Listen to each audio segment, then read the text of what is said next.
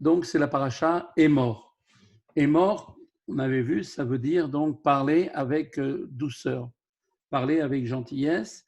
Et ce commandement est un commandement qui nous invite à transmettre un message donc, dans chaque génération et donc de le faire de manière constante et régulière. Le premier verset de la paracha de Émor est dit aux Kohanim, Émor et la Kohanim, Béné Aaron, les fils de Aaron, Ve'amarta alehem, et tu leur diras.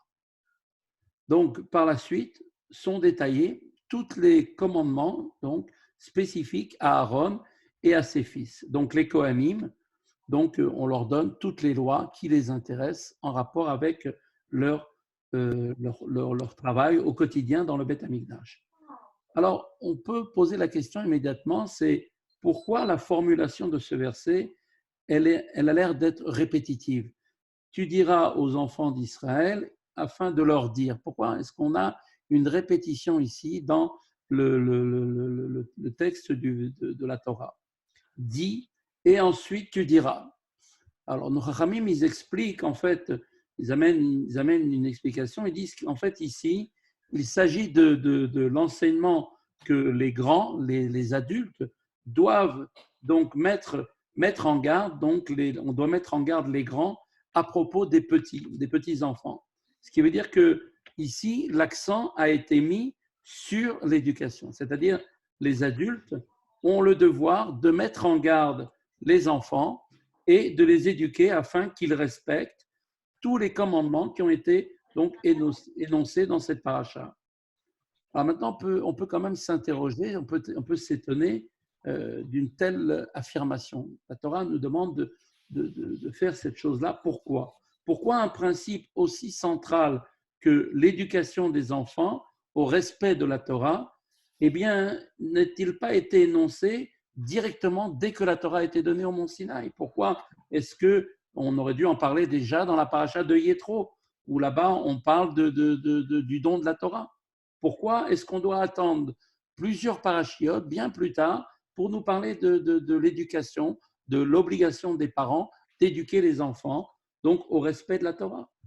En effet, on sait que la mise en garde concernant l'éducation des enfants s'applique à l'ensemble du peuple d'Israël.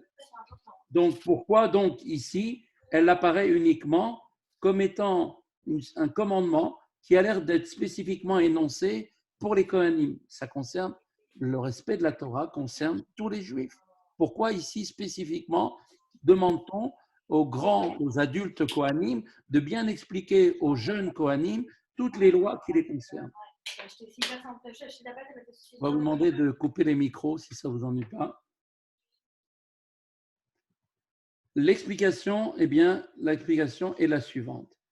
Il est évident, bien sûr, et clair que l'éducation des enfants à la pratique des mitzvot est d'une importance capitale, puisque c'est là toute la finalité. On sait que la Torah a perduré durant toutes les générations parce que justement, on a fait très attention à cette notion de transmission de la loi et qui est une base fondamentale et que c'est une priorité, véritable priorité fondamentale dans le judaïsme. On sait déjà que cela a été érigé comme un principe dans la Torah à propos de notre père Abraham, déjà à son époque. Comme il est dit d'ailleurs, il est dit à son sujet, Dieu a remercié à Abraham Avinu, car il dit comme ça, car je l'ai connu afin qu'il ordonne à ses fils et à sa maison après lui de garder la voie de l'Éternel afin d'agir avec droiture et avec justice. En d'autres termes, on voit que l'amour particulier que Dieu avait pour Abraham est justifié, si on peut dire uniquement, par la bonne éducation que recevront ses descendants. Voilà pourquoi Dieu a aimé Abraham.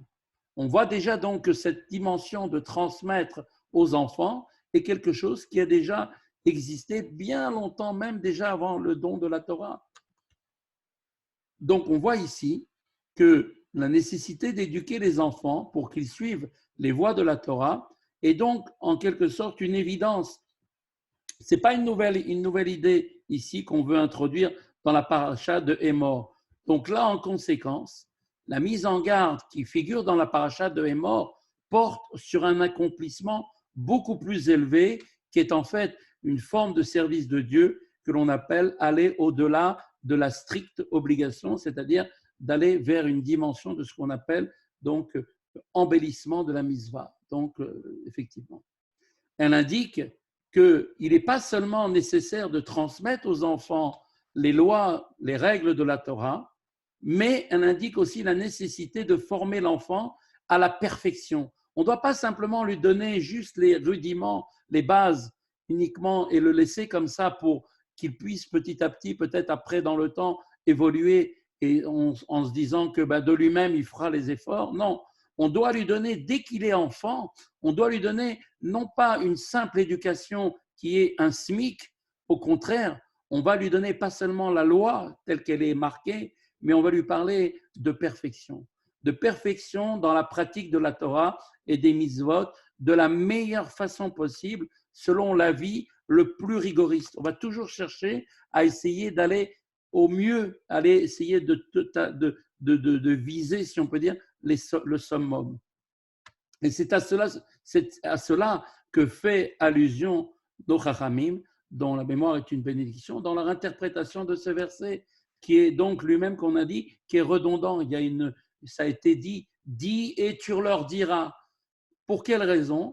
Eh bien, afin de mettre en garde les grands à propos des petits. C'est-à-dire, eh bien, en effet, on leur demande les hazir, c'est-à-dire de faire attention, de mettre en garde, et de la même étymologie, vous savez que le mot les hazir est de la même étymologie que Zohar en hébreu, qui veut dire brillant, brillant, lumineux.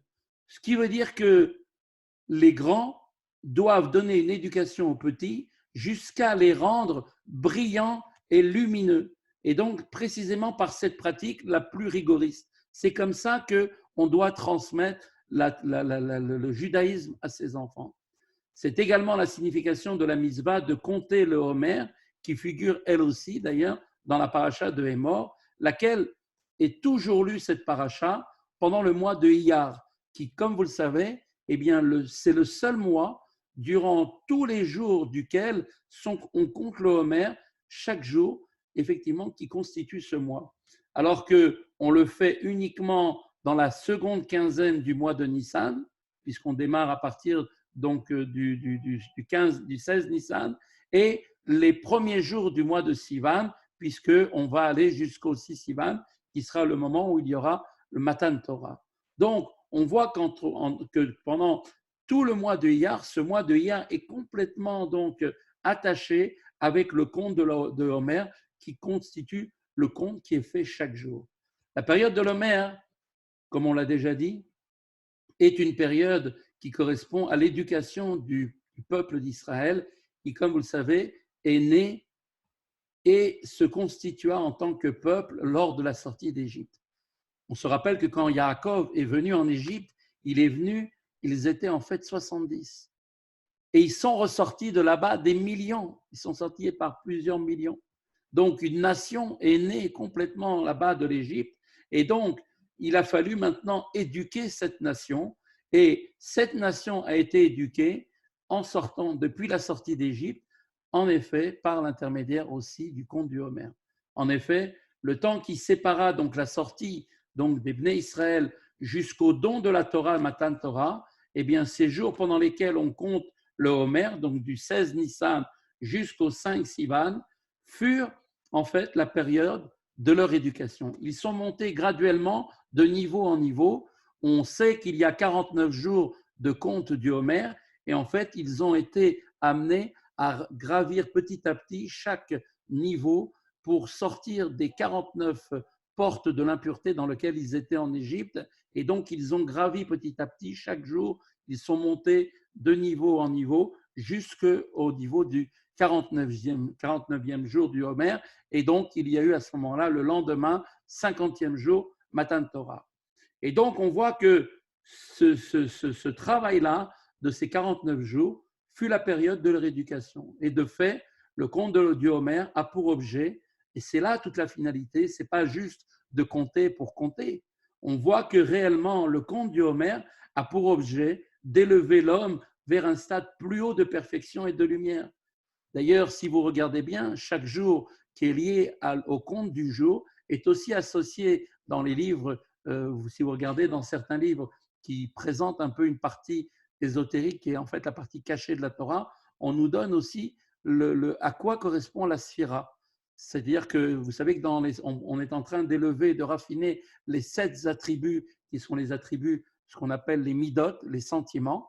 Et donc, chaque attribut lui-même est composé des 7 autres attributs. Et donc, chaque jour, on va raffiner, si on peut dire, 1/7 d'une mida. C'est-à-dire que le premier jour, eh bien, c'était chesed chez Bechesed. Le lendemain, gvura chez Bechesed, et ainsi de suite. Pourquoi? Parce qu'on gravit petit à petit donc un raffinement qui nous permet d'atteindre à la fin des 7 semaines, donc 7 fois 7, 49, les 49 niveaux qui nous permettent de retrouver ce raffinement parfait pour pouvoir être en mesure de recevoir la Torah.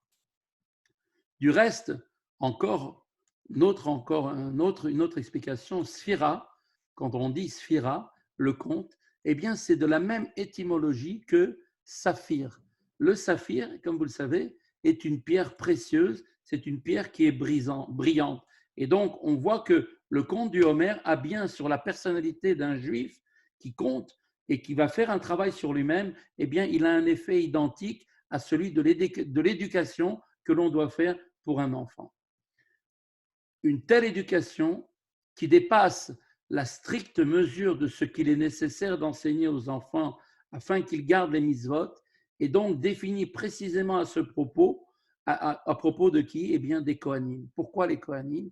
En effet, c'est à eux qu'incombe la mission d'offrir les sacrifices et de rapprocher le peuple juif, tous les Bnei Israël, d'Akadosh Baruch Hu. Parce qu'ils doivent pour cela donc avoir eux-mêmes une grande sainteté au-delà même des autres juifs. Et de ce fait, la Torah leur enjoint d'exercer donc une influence sur les petits, leurs enfants, et sur l'ensemble du peuple juif, jusqu'à que tous soient lumineux et brillants. Et bien plus, c'est de façon générale le rôle des grands, donc des adultes, qui sont donc les adultes dans chaque génération. C'est à eux de transmettre donc à leurs enfants, et les enfants, ça peut être pas forcément des enfants en bas âge, ça peut être aussi des autres juifs qui sont en fonction de l'âge qu'ils ont de leur teshuva. Et en fait, comme on dit, en réalité, un juif, il a l'âge non pas de ce qui est marqué sur sa carte d'identité, mais sur l'âge des années qu'il a fait teshuva.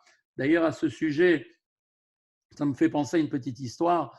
On raconte une fois qu'il y avait un chassid du Baal Shem Tov qui est allé une fois dans un village et le rabbin du village l'ont très bien accueilli pendant le Shabbat. Et puis après, le lendemain, il voulait aller voir la tombe d'un tzaddik qui était enterré dans le cimetière. Donc il est allé au cimetière et voilà qu'il se promène et il aperçoit quelque chose qui le surprend. Sur chaque pierre tombale, il était marqué « celui-là a vécu 15 ans, celui-là a vécu 25 ans, celui-là a vécu 18 ans, celui-là 30 ans. Le maximum, c'était celui qui avait vécu 40 ans. » Le rabbin, il s'est retourné, il a demandé au rav de la communauté, comment c'est possible qu'il y ait une mortalité aussi forte pour les jeunes. Il n'y avait donc aucun vieux chez eux, il n'y avait que des personnes qui étaient décédées très jeunes.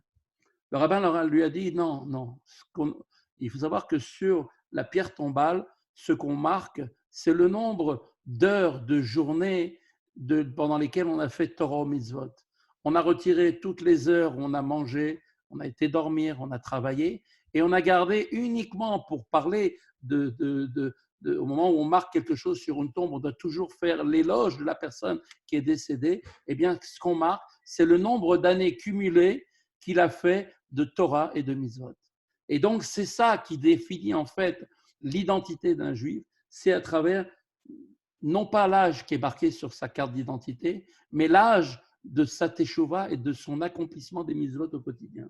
Eh bien, donc, ce rôle-là des grands, eh bien, c'est d'apporter là aussi aux jeunes, qui peuvent être des personnes qui sont peut-être même âgées, mais jeunes en Torah et mitzvot, l'enseignement, donc pour leur permettre de chercher à accomplir la Torah et les mitzvot de la plus belle manière possible, en voulant leur donner le mieux possible qu'ils puissent le faire.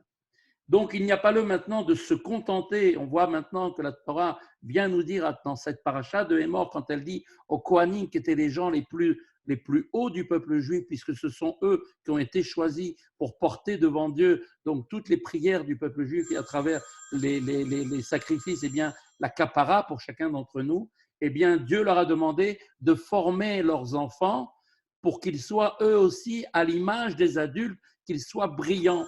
Comment peuvent-ils atteindre cette brillance et cette luminosité? C'est justement en mettant en avant essentiellement un respect du service de Torah Mitzvot de la meilleure façon possible.